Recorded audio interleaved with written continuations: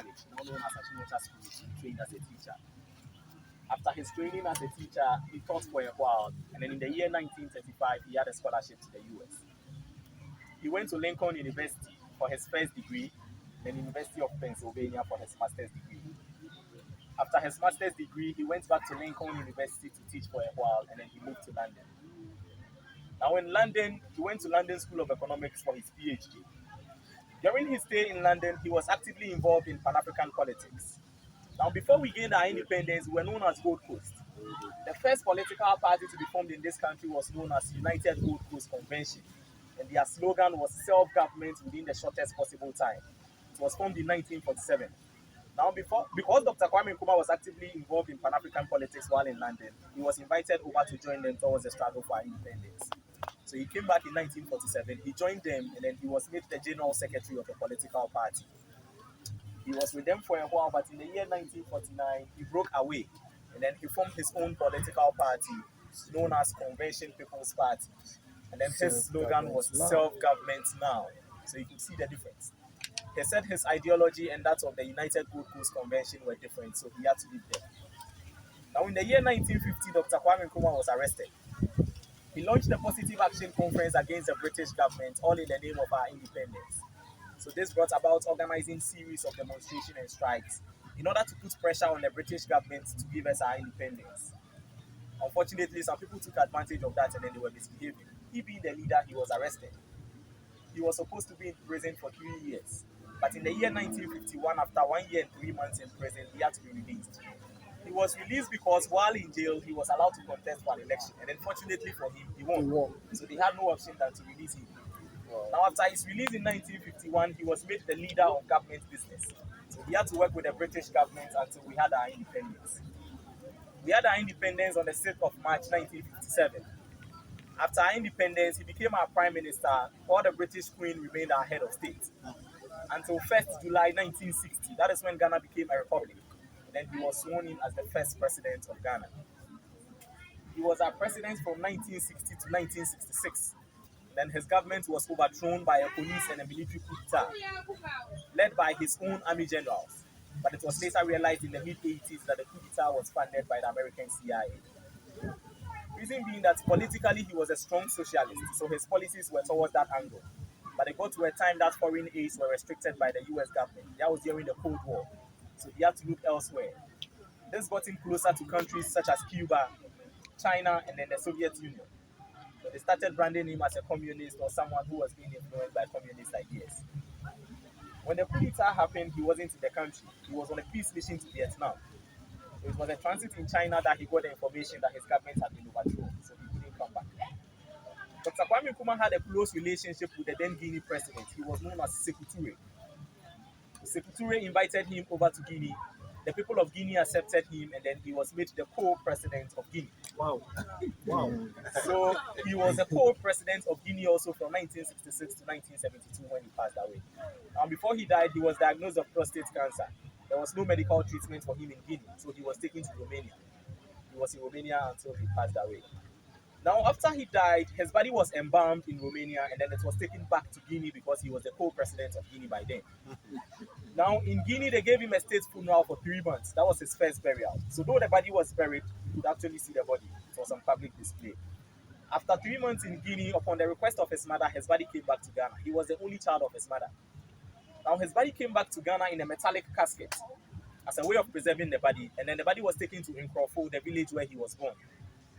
His body was there for close to 20 years also on public display. As I said earlier, the body was embalmed.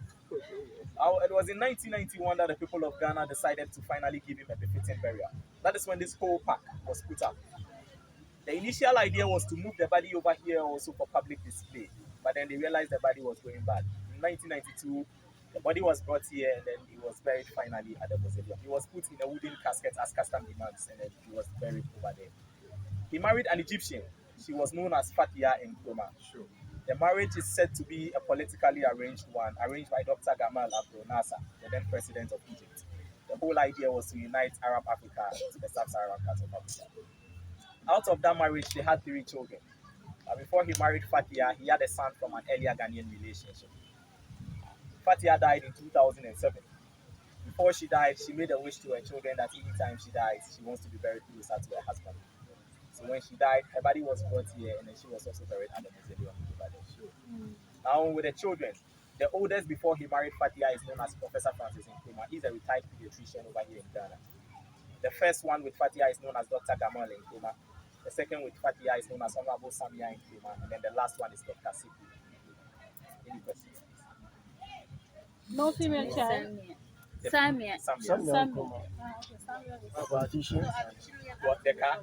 Well, so the car, well, there's a very funny story to that. Now, during the coup d'etat in 1966, the angry mob were vandalizing everything that belonged to him. It's an American made car, it's a Cadillac. So the angry mob were destroying everything. The car was with the driver by then. As I said earlier, he wasn't in the country when the coup d'etat happened. The driver was scared the angry mob would destroy the car like they did to other things, so he went away with the car. So he kept the car from 1966 to 2009. Wow. And then he brought it back. Wow. And nobody was able to notice. Nobody would have known. Wow. Wow. I sincerely appreciate it. That is the history of that.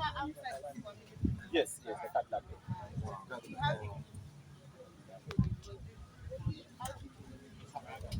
That is what I just said at the time. Yes, yes. The last two, but Samia used to be an MP. She used to be a member of parliament. Yesiku is also this place, the whole idea was by our ex-president. Like I think we can go as we are going. 91, and then the place was opened. It was 2009 and about this car. No, so the place was recently renovated, and then it was opened back to the public in July. This year's July. Yes, So it's a day that you guys at the party celebrating. Like, yeah, to 21st September, his birthday, the public holiday. so it's not always been around. Yes, yes, since 1990. So, are you set? Well, because of what he did for us. Okay, what were his major achievements as a Well, we'll be going to the museum, so you see all that. There's grounds to come and give our independence speech to make the British understand that we finally own our land. Sure.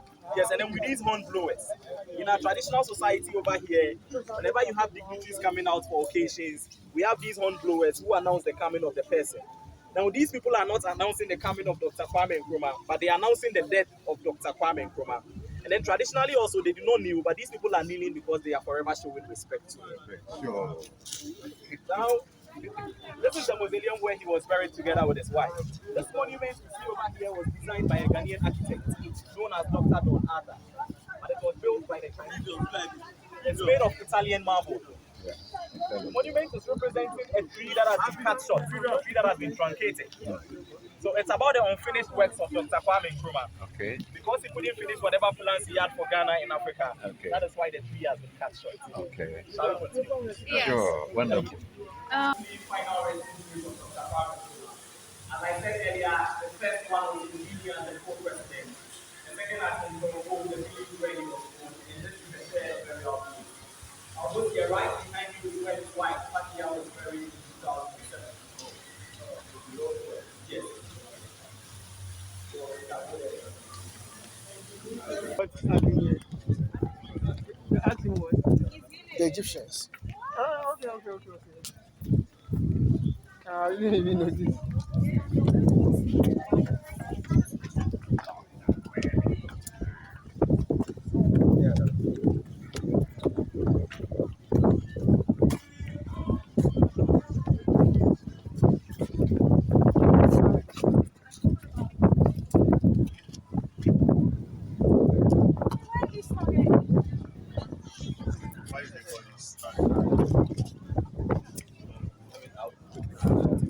Okay.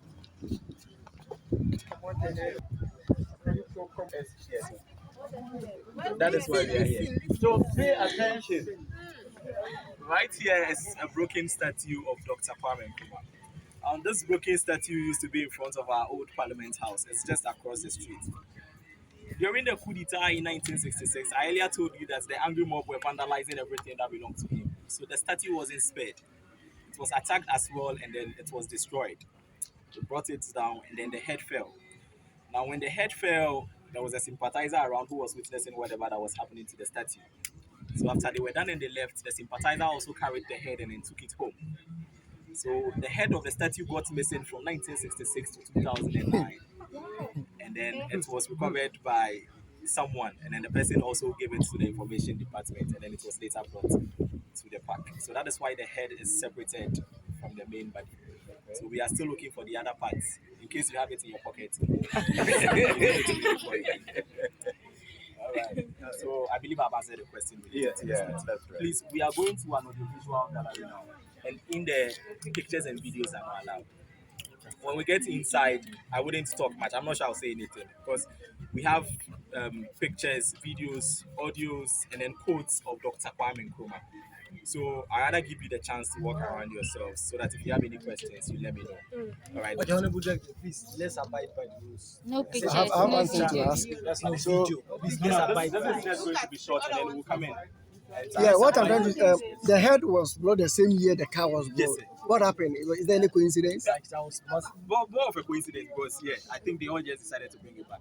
Or probably because the car came, the head came, or the head came and then the car came. I really can't tell. So did you chase them? When you had the information that it is with someone, did you No, chase we didn't them? know. They brought it. They brought it themselves. Nobody knew. Yeah, I know willingly. they should be giving award. Well, maybe. Exactly. Yeah, those people should be given national